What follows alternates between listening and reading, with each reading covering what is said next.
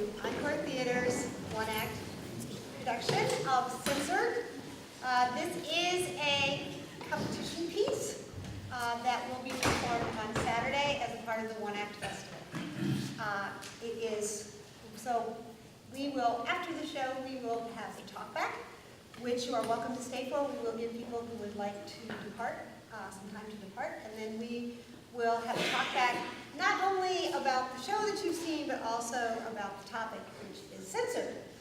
This play was written by Tanner Heath, who is a senior, and I see he has a fan in the audience. And without any further ado, I hope you enjoy the show.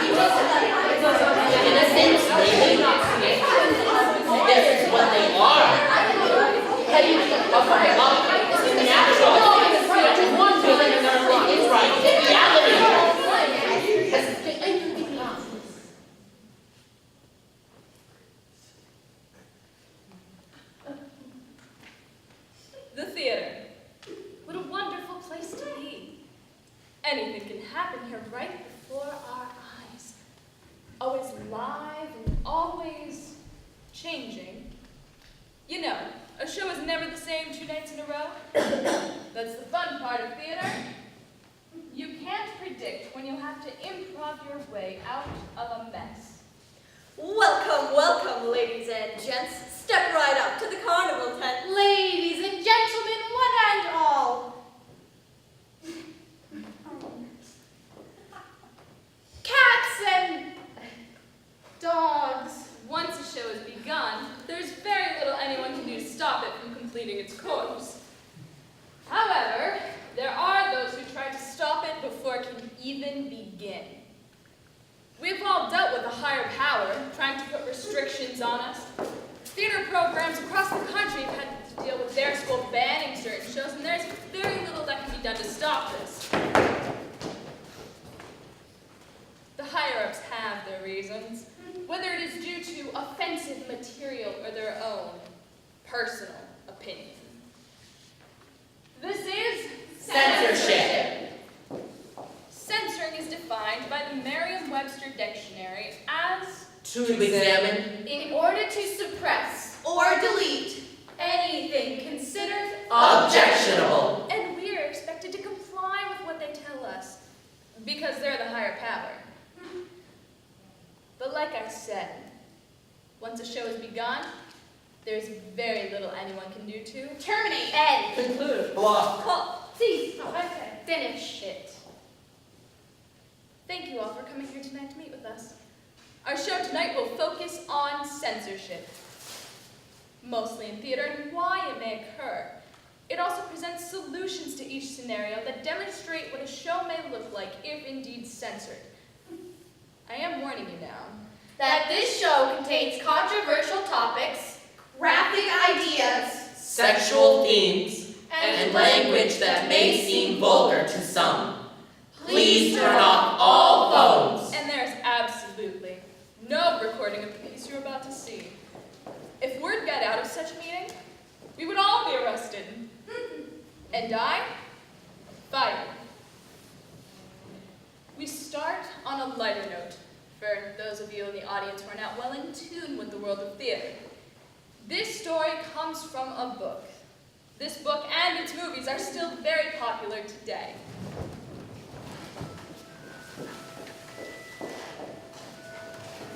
This is the story of young Harriet Otter. 15-year-old witch going to school to practice magic. Hey, Ron. Ronnie, did you finish the star charts? Of course I didn't. I was too busy practicing sports like all the cool kids. Oh, are you trying on for varsity broomstick racing? You know it. Let's just hope I don't have to jinx the coach again. Would you two try and be quiet? I'm trying to read 1001 spells for the Wizard of Tomorrow. Look at you, Hermione. You think you're so cool with your unlimited knowledge of the wizarding world? You're just jealous because we're going to ace this test. I have no reason to be jealous of a guy whose parents have no magic. Now, this story seems to be shaping up quite well. We have a clear understanding of each of the characters, and I can see where the story is going to go. However, Bam. That's right. Our beloved wizarding trio has been banned from libraries across the country. I'm sure you're thinking right now, why I mean, how could these people take away Harry Potter from our youth? Kids these days need it to grow into young, imaginative adults who can shape our future. However, some people feel that these books have an unnecessary emphasis on witchcraft. It's not about the witchcraft. When I think of Harry Potter, I think of wizards and witches. There's a clear difference in the connotation. Hogwarts is a place where anyone can go in their spare time. I mean, how many of you have actually read Harry Potter? 2. Put your hand up a little bit higher so everybody else can bang. Okay, well anyways, I couldn't have been the only one who sat there on their 11th birthday, waiting for their Hogwarts letter to arrive by hour. So why are we taking that away? After all, it just wouldn't be the same without all that magic and wizardry. You want to fight, punk? I made varsity wrestling. Like you could even catch me. Watch it or I'll stab you. Your fist would be more effective. Oh, and you stop it. We're going to get expelled. Whatever, fighting you isn't even worth my time. Now, will somebody help me with last night's Bible verse? Sure thing. See? Without all the magical terms and spell casting, it's just a story about teenagers in school. And that's boring. Yeah, much more boring. Somehow, adults seem to think that wizards and witches will contaminate young minds. But what they don't realize is that they can't take out something like that. That sort of thing is in all children's minds. Imagination is part of growing up. And no kid wants to read about the struggles of regular, boring school, which they live every day. We now move into the realm of theater. We travel to ancient Greece in the era of Thespis. Thespis is credited with stepping away from the chorus and presenting himself as a character. It may well be the man who created the theater the way we know it today. He certainly is credited for it in the name of all those who study theater. Thespians. Written during the same period, was one of the most controversial plays of its time, and perhaps is today. What you will now see is a proegon, or trailer of sorts, much like what was performed before the show. In a world where a blight ravages fields and livestock, one man steps out from the chorus to lead thieves from their suffering. This man must find out a truth about a murder before it is too late. Little does he know, a terrible prophecy hangs above his head. It is said that he will kill his father and marry his mother. Can he save a city and stop a prophecy? Or is his fate already set in stone? Ladies and gentlemen, I introduce to you Oedipus Rex. My fields are very My fields are very My fields are very Everybody please calm yourselves. I'm here to use your suffering. Look, here comes Creon to give us news. I have news, but not news that you want to hear. The Oracle has stated that the murderer of Laius is in our midst, and that only the punishment of this murderer can save us. I will seek out this murderer myself. Good luck with that, Oedipus. What do you want, Tiresias? I have knowledge to share with you. And share it. I am very shocked shocked that a blind person such as myself can see more than you. Tell me what you see then. No need to be so pushy. You'd think a man such as yourself would have more respect for a prophet like me. I'm over your nonsense, Tiresias. Hey everybody, what has two eyes but cannot see? No? Tiresias. Get it? 'Cause he's blind, but his name has two eyes in it. Laugh while you can, Oedipus, but you are enemy to your own kin. Let it be known to everyone here that the one you look for is both husband and son, and lays with the wife of the father he killed.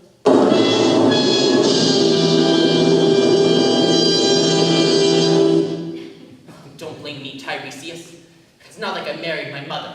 Sounds like Tiresias is blaming you for this play. Well, Tiresias is just a bumbling buffoon. It's not. It's too. How do I know you didn't set this all up? For what So reason? that you can be the people's favorite? I don't want that on my shoulders. Yes, you do. Brother, husband, why do you quarrel over such petty reasons when our city is in peril? Creon's trying to frame me for the murder of Laius. I did no such thing. Oedipus is just paranoid. Creon, stop trying to stir up trouble and be gone. Of course you take your husband's side. But you better be careful because Oedipus knows more than he's letting on. Is there something you need to tell me?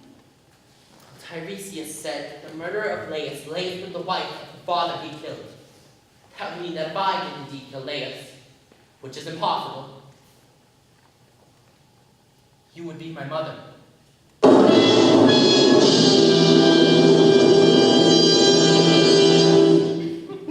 That's so silly, Oedipus. I only had one child, and I had to abandon it in the woods long ago. Besides, it's not like you've ever killed anyone. I did kill this one guy I met at a crossroad once.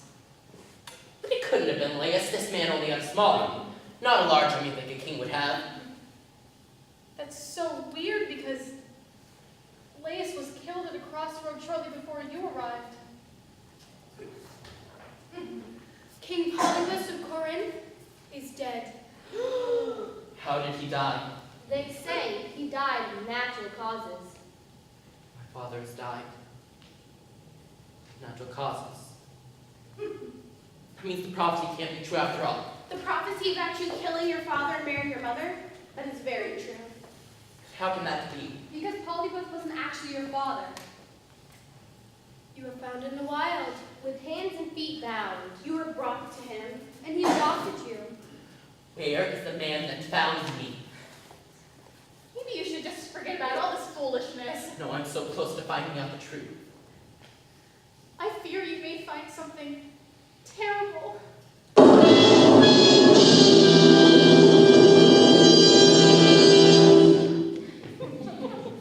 She is so paranoid.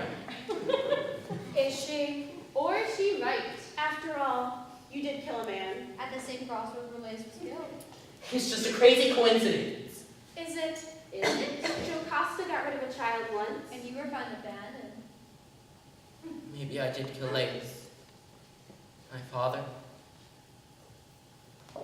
You can see. You are blind. You can see, but are blind. Blind yourself. And you can see the truth. You are blind yourself. And you can see the truth. Blind yourself. I am the killer of Laius. Jocasta is my mother. I see it now. You killed Laius. You brought this blight upon us. Save us. Redeem yourself. Laius. Save us. Redeem yourself. You save us. Killed you. Laius. Save us. I must punish myself for the people of Thebes. Hold it! We have reached the climax of the play. From here, Oedipus blinds himself to see the truth and is exiled from Thebes. We won't show that because that violence and self-harm is a reason to censor this show. But the major reason for the censorship of this show is the incest. As such a taboo topic today, no one wants to hear about it. But there's no way to remove it without completely altering the entire story. With two of the characters caught up in it and a prophecy driving the plot? The incest is everywhere. But why ban this show, which is driven by fate and not the characters? It's not like they want any part of the prophecy that was thrust upon them. We now move to the Renaissance era, a world dominated by one man, Shakespeare. Shakespeare is credited with the writing of 37 plays, many of which are known by people beyond those in theater. Shakespeare, like any other writer, wrote about what was current. His life was constantly in danger, for writing anything too controversial could have him executed for treason. Nowadays, his plays are still censored, but for the ideas behind them as opposed to the political agenda of the pieces. Take Hamlet, for instance, in one of the most popular soliloquies ever. To be or not to be? That is the question. Whether 'tis nobler in a mind to suffer the slings and arrows of outrageous fortune, or to take arms against a sea of troubles, and by opposing end them. To die, to sleep no more, and by sin to say we end the heartache, and the 1,000 petrol shots that flesh is added through. 'Tis a consummation devoutly to be wished. To die, to sleep, perchance to dream. Ah, there's the rub. For in that sleep of death, what dreams may come? This soliloquy continues for another half of a page, and while it is popular and many people know it, when Shakespeare is performed, eyes tend to glaze over. I bet some of you zoned out the moment our Hamlet started talking. But what you may not know, because you zoned out, is that this iconic speech has been censored or even had the whole play banned because it is talking about suicide. When we have shuffled off this mortal coil, must give us pause. There's the respect that makes calamity of so long life. But who would bear the whips and scorns of time? The oppressor's wrong, proud men's contemplate, the pangs of despised love, the laws delay, the insolence of office, and the spurns that patent merit of the unworthy takes, when he himself might disquiet us with a dead body. In the speech, Hamlet wonders if the pain he feels is worth enduring. Another issue schools have had with this piece is that Hamlet pretends to be insane to get his uncle to confess to the murder of his father.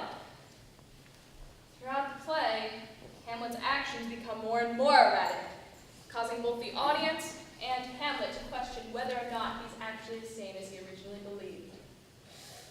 Who would fellows bear to grunt and sweat under a weary life, that the dread of something after death, that undiscovered country, from whose bourne no traveler returns, puzzles the will, and makes us rather bear those ills that we have, than to fly to others that we not know of? Thus conscious does make cowards of us all. Students of English and of Shakespeare will argue that this makes Hamlet one of the smartest characters in literature. So why censor that? Oh look, our Hamlet is done.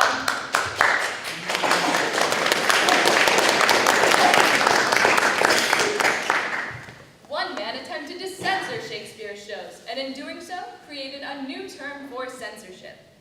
In the 1800s, Thomas Boulter attempted to create a family-friendly version of Shakespeare's shows, changing 90% of the works in the process. While the family-friendly collection never caught on, the term Boulterized did. So, in honor of that, the Boulterized Shakespeare piece we will discuss is one whose name should never be spoken in the theater. And for the purposes of avoiding this curse, we will call this show The Scottish Play. And our lead actor will be called Mac Daddy.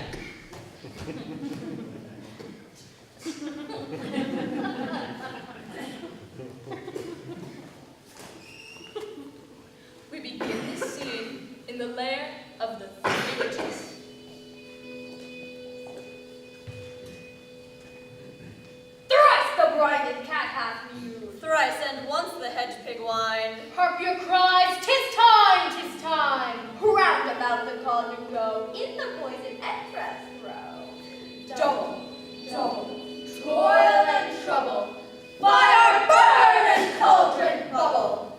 Fillet of a fenny snake, in the cauldron boil and bake. Eye of newt and toe of frog, wool of bat and tongue of dog. Double, double, toil and trouble, fire burn and cauldron bubble. Scale a dragon, tooth of wolf, witch's mummy, maw and gulf, up the rabbit salt seashell, root of hemlock, dig it dark. Double, double, toil and trouble, fire burn and cauldron bubble. By the pricking of my thumb, something wicked this way comes. Open locks, whoever knocks. Now, in the attempt to hold your attention, we will bowlerize the rest of this piece into more modern language. What can we do for you, Matt Dad? What are you doing, you midnight hags? A deed without a name. I don't care how you know what to do, just answer me. You may summon winds to destroy churches, swallow ships with waves, flatten trees, or topple castles. Just tell me what I want to know. Speak, Demand. We'll answer. would you rather hear answers from us or from our masters? Call him. Let me see him. Pour itself and throw the sweat of murderers into the flame. Come from high or low. Show yourself, spirits. Tell me your unknown power. Listen, but don't speak, Macbeth. Who said the name? Shoot! Natalie! It's too late! Take off sign him under the curse!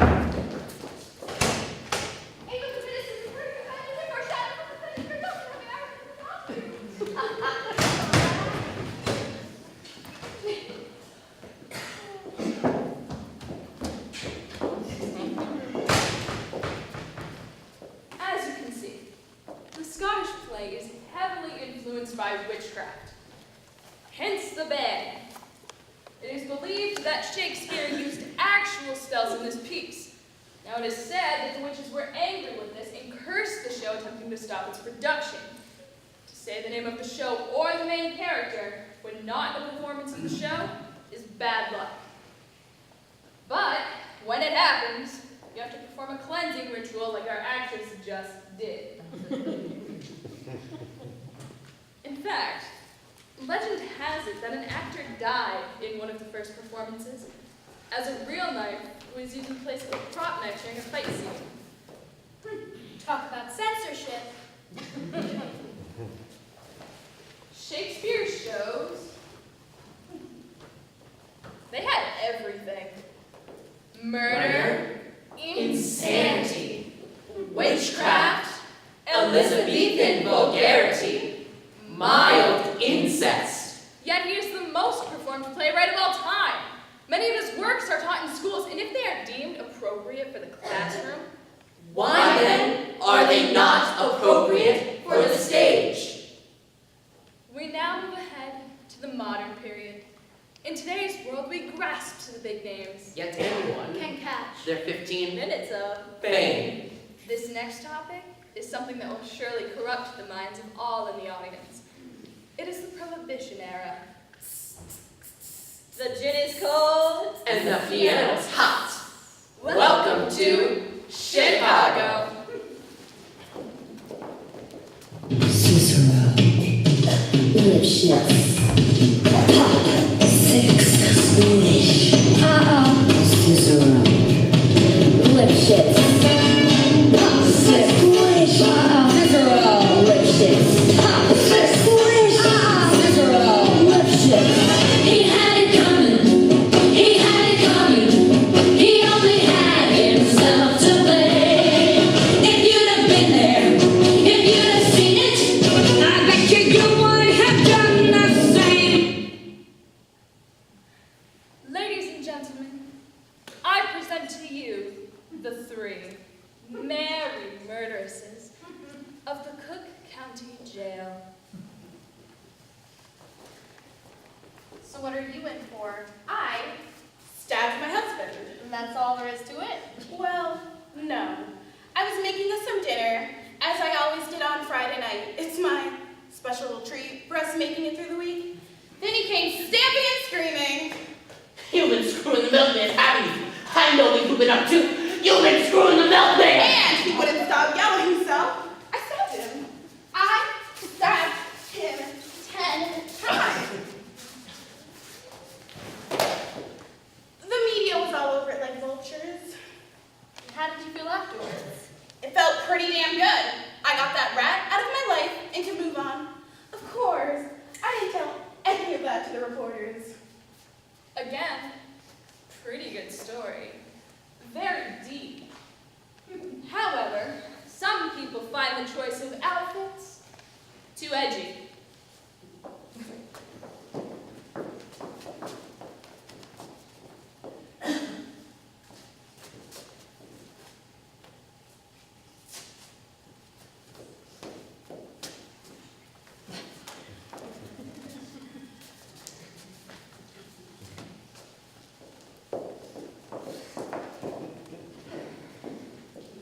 Now, with the scandalous costumes covered up, we continue. What are you in for? Well, I know this nice guy who used to live in Utah. It was love at first sight. He'd come home every night and I'd fix him a drink. And then one day, I found out that he had lied. Turns out he had 6 wives. So when he came home that night, I fixed him as usual, with just a touch of arsenic for good luck.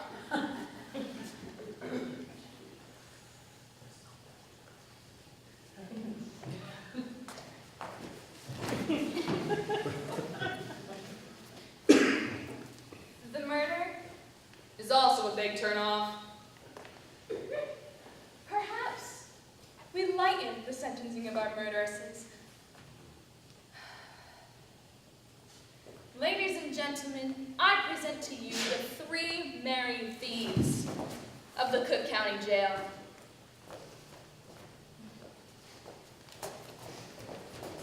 How about you? I was in love with this man. He was a painter. Real good at it, too. But then I found out I wasn't the only one. There were like 5 other girls. So, one night, I snuck into his house and stole some of his paintings. I read about you in the paper. I'm sure you did. Go runs down the street with priceless paintings. Caught the eyes of everyone. I had like 20 interviews that week. I had my fame. Everyone knew me. I was famous. But then some other girl came along and stole from a museum or something. So they left. I had to do something to get them back. I needed to be front page news. So I came up with something new. Girls stole paintings that were her idea. I told them that the sketches were mine. And I was just trying to stop them from profiting off my works. And did they buy it? Briefly. But that fell through rather quick. Yet people still found error with this show. How the show mocks media's portrayal of events and use of eye-catching titles. Take that out and He stole those sketches from me. Those sketches were mine. What if I told you he was my lover? no sexuality, What if I told you he murdered my brother? no murder, Well, what if I told Oh, shut up! No one cares! and no media. All this show has now is women in jail. In Chicago, the first line of the show calls a story of, quote, murder, greed, Corruption. violence, exploitation, adultery, And treachery. At its heart, that's what this show is all about. And if you disagree with any one of these topics in any way, chances are you'll disagree with this show. But when you look beyond what is offered up front, a show is so much more than that. It doesn't use the sexuality to draw in an audience. It uses it to create a scene of fear and danger. And while media is commented upon in the show, why should a show be shut down for stating the truth? In an era of social media and 5 seconds of fame, titles are all people have to grab your attention. In fact, the 1926 script of Chicago was written by a female reporter who saw the corruption firsthand while covering murder cases. The script is written with first-hand knowledge of the topic, yet almost no one knows that.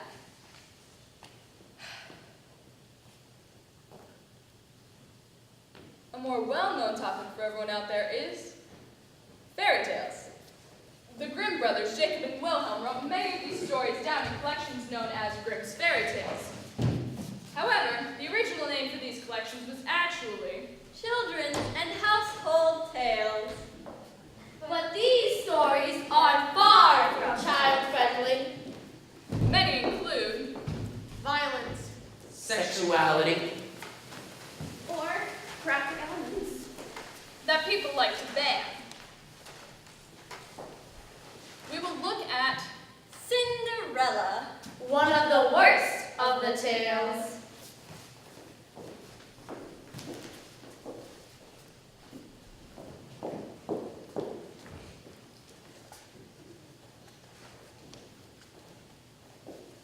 Cinderella, do my hair for the ball tonight. Cinderella will rush my shoes for the ball tonight. If I do, will you guys take me to the ball with you? Okay, but you must pick up all the lentils in the ashes. But all of the lentils are in the pan already. Now, get moving.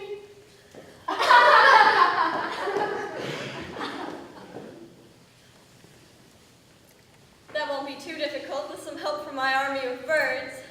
You tame pigeons, you turtle doves, and all you birds beneath the sky, come and help me.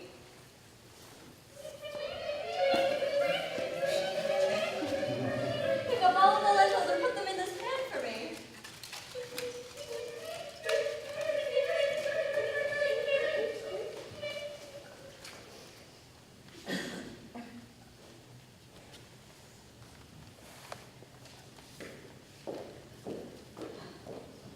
Look, sisters, I've picked up all of the lentils.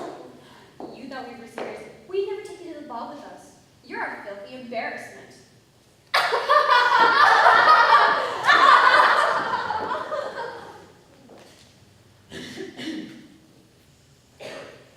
That's not fair. Now, Cinderella's mother died when Cinderella was a little girl. So she planted a tree at her grave and watered it 3 times a day with her tears.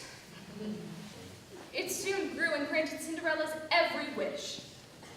Mother, I wish to go to the ball.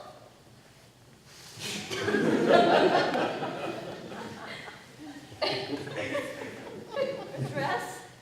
It's so lovely. Thank you, Mother. That night, Cinderella went off to the ball and danced all night with the prince.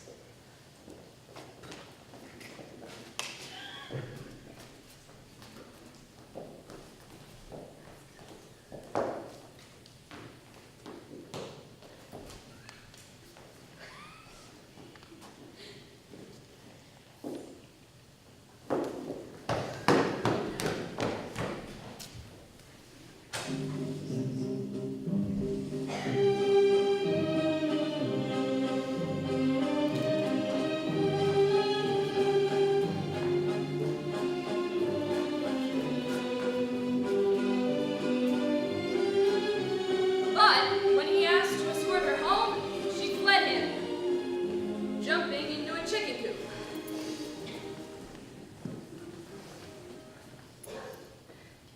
Oh, Cinderella, where are you? Oh, you thought you would hide in the chicken coop, did you?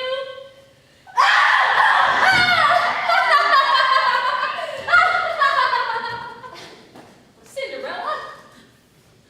Oh, Cinderella, with the near-death experience behind her, fled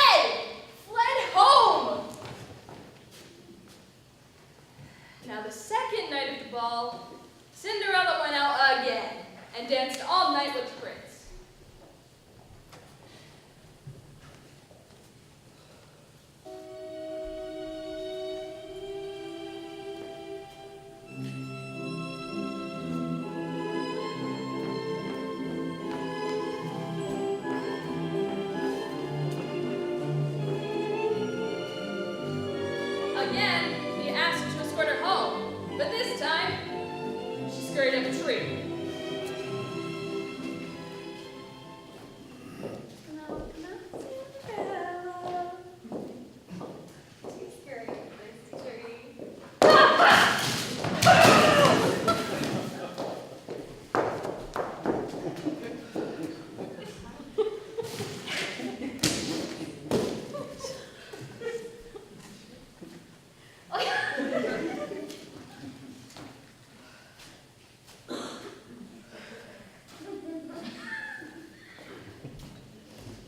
The third night of the ball, the prince laid a trap. He smeared pitch all over the steps so that Cinderella would get stuck.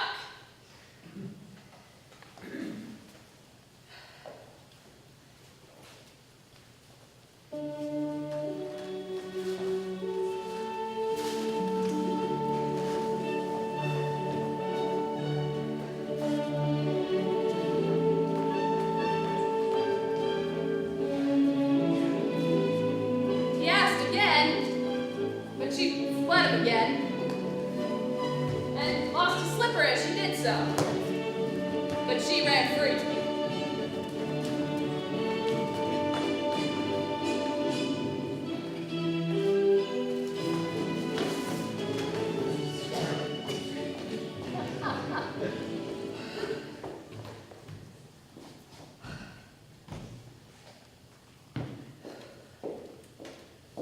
I can't believe the prince is going to every house to try on that shoe.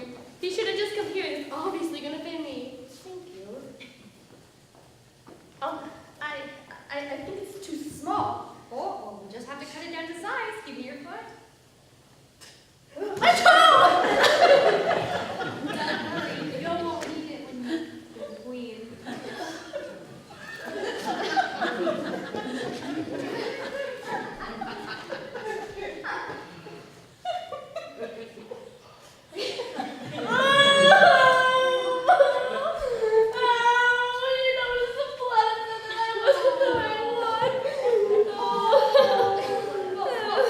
Take off your shoe and let me try. It doesn't fit. Well, then I guess we're just gonna have to trim down your foot. Now, go out there, get a girl.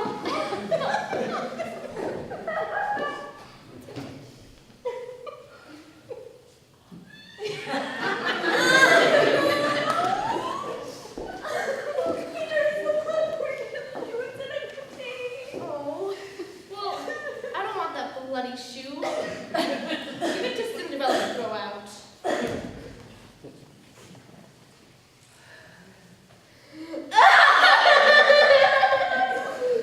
He's going to every house looking for me. Maybe the shoe does fit after all.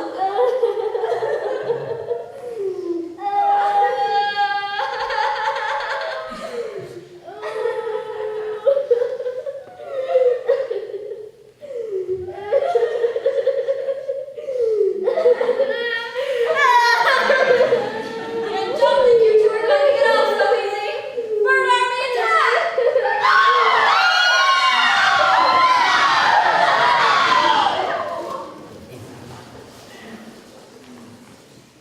Cinderella is one of the most popular of the Grimm fairy tales, and as such, there are many different modern versions. We have decided to censor this piece ourselves and create a new version.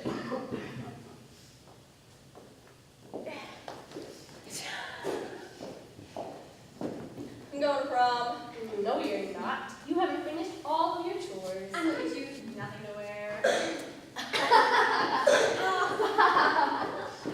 Joke's on you. My stereotypical teenage friends will help me find something to wear.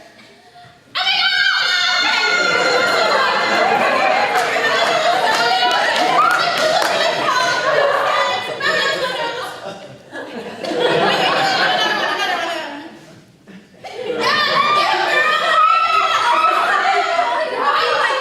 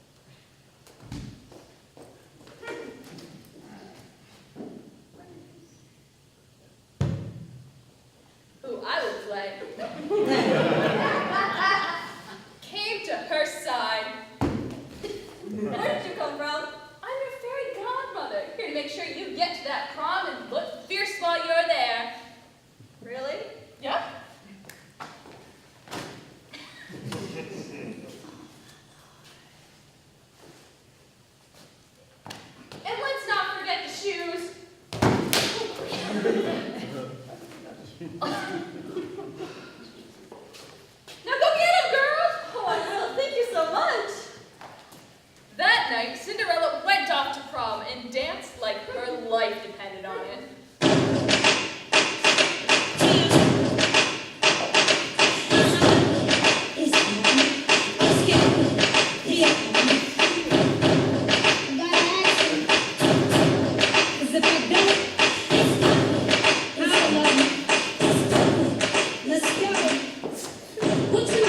Now, all that dancing caught the eye of that prom king. So, want to get out of this joint? But Cinderella, fearing he would find out she was no prom queen, fled him, losing a slipper as she did so.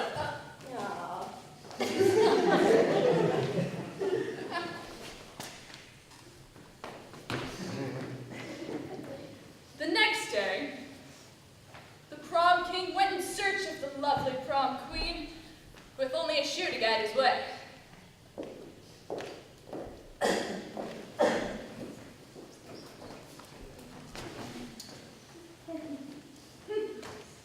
I'm going to make this shoe fit. Just give it to me.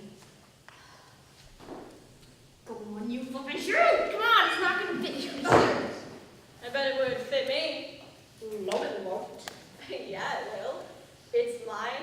I lost it on my way home last night. From prom.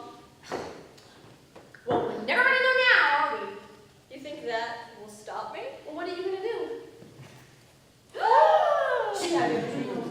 That's right, I did. Now, if you'll excuse me, I'm off to date a prom king.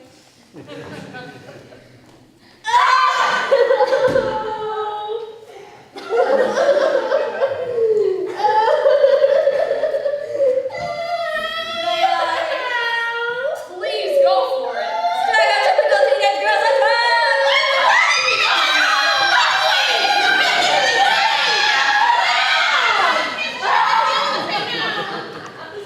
And so, the prom queen went off and married, or dated, not married yet, her prom king. Now, Cinderella can be dated back to Italy in the 1600s. However, there are many different variations that go back to ancient Egypt.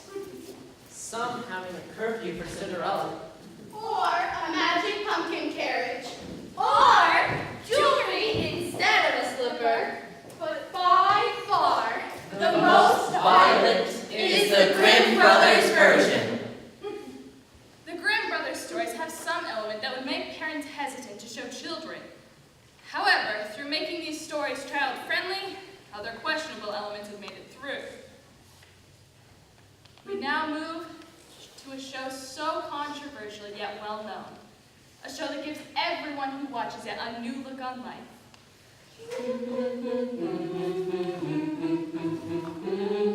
A show that taught us just how many minutes are in a year. 525,600 minutes. 525,000 moments, oh dear. Rent. Now, if you took everything that raises an eyebrow out of this show, you'd have not this.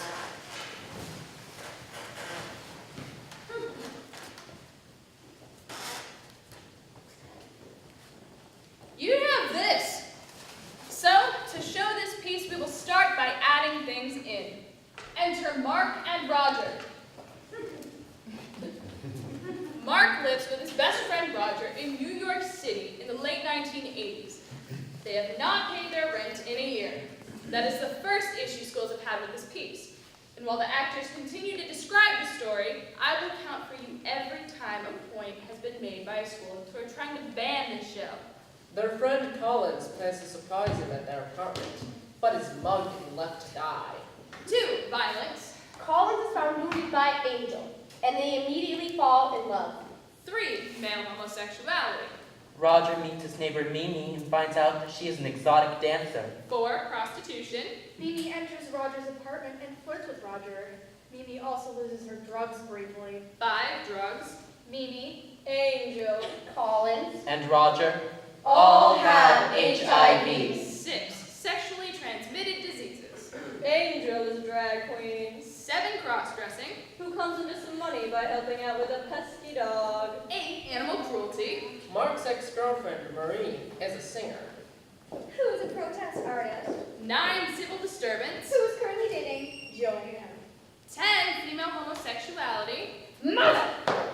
11 language. There are at least 11 points schools have made toward trying to ban this show. This is only the high school version. Now, it may seem like I'm pointing out all of the bad parts, but in fact I'm doing quite the opposite. You see, Rent raises these conversations and these topics that people need to have with each other, even though it's overwhelming. But it also creates a cohesive piece that leads to discussions which otherwise wouldn't be had. Without the drugs. Or the cross-dressing. Or the homosexuality. Or the violence. Or the legal confrontations. There is no show. If people think that exposure to these things in the show are going to tempt young minds to try these sort of things, then they are very wrong. All of these things exist all around us. In media In high school, and in life. But all that is ever seen is the good side. It shows the good. And the bad. The overdosing, How scary AIDS is. And how not everything ends happily ever after. Rent raises conversations that should be had, but people are too afraid to have with each other. And no matter how inappropriate Rent is deemed for a high school audience, over 40 schools attempted to put it on in the spring of 2009 when the high school edition came out. Some schools were able to perform Rent and create the discussion that Rent fuels, while not others were. Lucky enough. to dodge The heavy hammer. of their school systems. The list of shows that have been banned or censored goes on and on. Jersey Boys for profanity and sexuality. Sister Mary Ignatius explains it all for you. For offensive material related to religion. To Kill a Mockingbird for racial slurs. Spamalot for adult language and gay content. Bang, bang, you're dead. For violence. Spring awakening, For sexuality. And profanity. The Bad Seed. For sex. drugs. And alcohol. Legally blonde. for being too racy. Forget about it. A little mobster comedy. For racial stereotyping. Voices in conflict. For an unbalanced view of the war. Sexual and rape and masturbation references in adult language. Higher ground. For bullying and homophobia. Thank you for flushing my head in the toilet and other rarely used expressions. For bullying. Sweetie Todd for violence. Fame for drugs, violence, and profanity. Freeze! You're under arrest! You're all under arrest! Oh shit! The police! The tiny yellow sky before my short high school director fired! I'm overfired in 2014 with the production of Spamalot due to its gay content. The Laramie Project banned in schools across the nation for showcasing an actual event of hate crime. A teacher in Ohio performs Legally Blonde and gets fired! School district in Enfield, Connecticut cancels a production of American Idiot for profanity.